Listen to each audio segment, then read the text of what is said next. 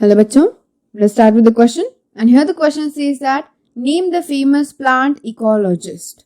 तो यहाँ पे हमें famous plant ecologist बताना है in the 4 options. So let's start one by one. So basically India का famous जो plant ecologist है, who is that person out of these options? That is the Ramdeo Misra. तो Ramdeo Misra is the person who is the famous ecologist honored with the title of father of ecology. जिसे क्या कहा जाता है, father of ecology से उसको honour किया गया है. So that's why here we write father of ecology.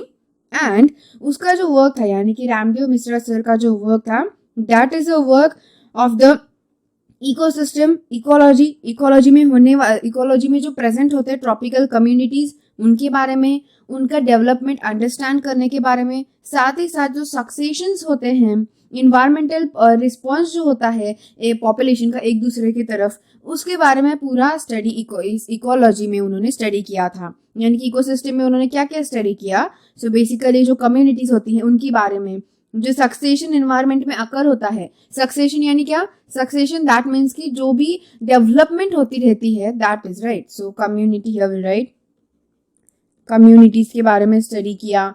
Then after that succession के बारे में स्टडी किया, सक्सेशन. Then environmental response. अब एनवायरमेंटल रिस्पॉन्स मतलब क्या होता है. एनवायरमेंटल रिस्पॉन्स यानी कि जो ऑर्गेनिज्म एनवायरमेंट में प्रेजेंट होते हैं उनका एक दूसरे की तरफ जो रिस्पॉन्स होता है, दैट रिस्पॉन्स, फिर वो प्लांट पॉपुलेशन का किसी और ऑर्गेनिज्म के लिए हो सकता है, एक ऑर्गेनिज्म का दूसरे ऑर्गेनिज्म के लिए हो सकता है. इस तरीके से सारे ecological responses. Then after that जो रिप्रोडक्टिविटी है, न्यूट्रिएंट साइकिलिंग है, वो सारी चीजें, ग्रासलैंड इकोसिस्टम, फॉरेस्ट इकोसिस्टम, इन सारी चीजों के बारे में इन्होंने स्टडी किया था. The person named is Ramdev Mishra, which is a father of ecology. अगर हम अदर ऑप्शंस की यहाँ पे बात करते हैं तो what are the other options. First is given Jagdish Chandra Bose. तो जो जगदीश चंद्र बोस है, उन्होंने अपना सबसे इंपॉर्टेंट जो कॉन्ट्रीब्यूट है वो किसमें किया था. Basically Bose was the father of Bengali science fiction. उन्हें बंगाली साइंस फिक्शन का फादर बोला जाता है क्योंकि उन्होंने क्या इन्वेंट किया था.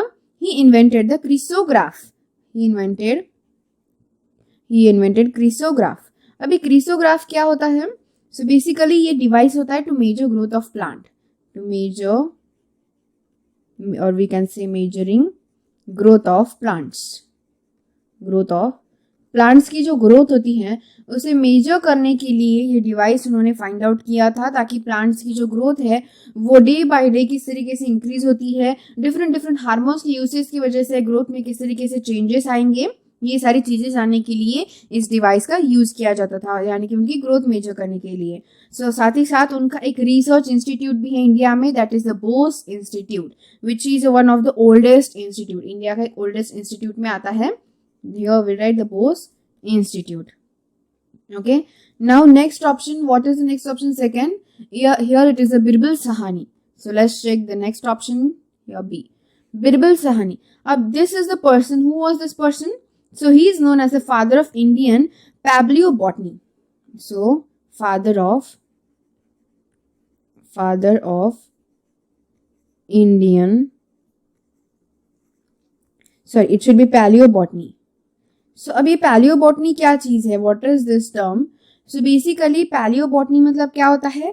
पैलियोबॉटनी यानी कि हम सिंपल वर्ड्स में ऐसे कह सकते हैं कि जो प्लांट्स होते हैं ना, उन प्लांट्स के एग्जिस्ट, यानी कि हम कह सकते हैं कि जो प्लांट्स होते हैं उन प्लांट्स को रिकवर करने के लिए, उनका आइडेंटिफिकेशन करने के लिए ये एक ब्रांच होती है बायोलॉजी में. यानी कि जो भी प्लांट्स के रीमेन्स होंगे, प्लांट रीमेन्स, यहाँ पे मेजरली लिख देते हैं प्लांट रीमेन्स. तो जो भी प्लांट रीमेन्स है उन पे स्टडी करना, that is come under the palaeobotany. So ये पैलियोबॉटनी जो टर्म है उसमें प्लांट्स के रीमेन्स के बारे में स्टडी किया जाता है, ताकि वो रीमेन्स कौन से प्लांट के हैं उनके बारे में स्टडी कर सके. ओके. सो वो प्लांट के जो रीमेन्स है उनके बारे में स्टडी करना, साथ ही साथ वो इन्वायरमेंट में किस तरीके से हेल्पफुल थे वो प्लांट्स, उनके बारे में स्टडी करने के लिए this is the branch of the botany. Okay. Now, here the father of Indian paleobotany कौन है? That is the Birbal Sahani. So Birbal Sahani ने स्टडी किया था फॉसिल्स के. किसके फॉसिल्स? फॉसिल्स यानी हम जहाँ पे कहते हैं रीमेन्स ऑफ प्लांट्स, जिसे हम अदर वर्ड में कह सकते हैं फॉसिल्स ऑफ प्लांट्स। तो जो भी पुराने फॉसिल्स अवेलेबल होते थे प्लांट्स के, उनको स्टडी करने के लिए उन्होंने एक रिसर्च इंस्टीट्यूट भी अपना किया है, that is the palaeobotanical research in India, उनका है बिरबल सहानी का। और उन्होंने साथ ही साथ आर्कियोलॉजी में भी अपना वर्क जो है वो कंट्रीब्यूट किया है, क्योंकि आर्कियोलॉजी और प्लांट्स के फॉसिल्स यानी ओवरऑल फॉसिल्स के बारे में स्टडी करना था। नाउ नेक्स्ट यहाँ पे गिवन है Charles Darwin, and we know the famous Charles Darwin, हम सबको फेमस चार्ल्स डार्विन बताई है, उनका सबसे ग्रेट कंट्रीब्यूशन था of the theory of evolution. So here we write theory of evolution. किस तरीके से इवोल्यूशन टेक्स प्लेस हुआ, इस बारे में जानने के लिए सबसे बड़ा कंट्रीब्यूशन किया है चार्ल्स डार्विन ने।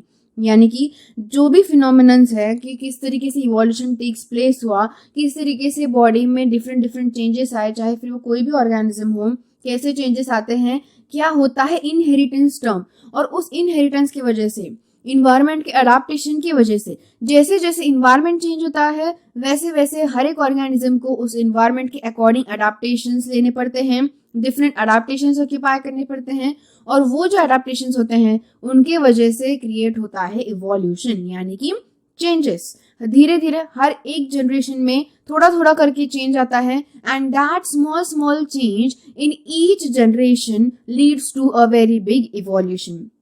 सो that was completely explained by the Charles Darwin. So इस तरीके से हमने हर एक ऑप्शन चेक किया है, and the only option can be our answer is option C, that is Ramdev Mishra, who was the father a famous plant ecologist, जिन्हें father of ecology भी कहा जाता है। So I hope you got the answer very well. Thank you and all the best.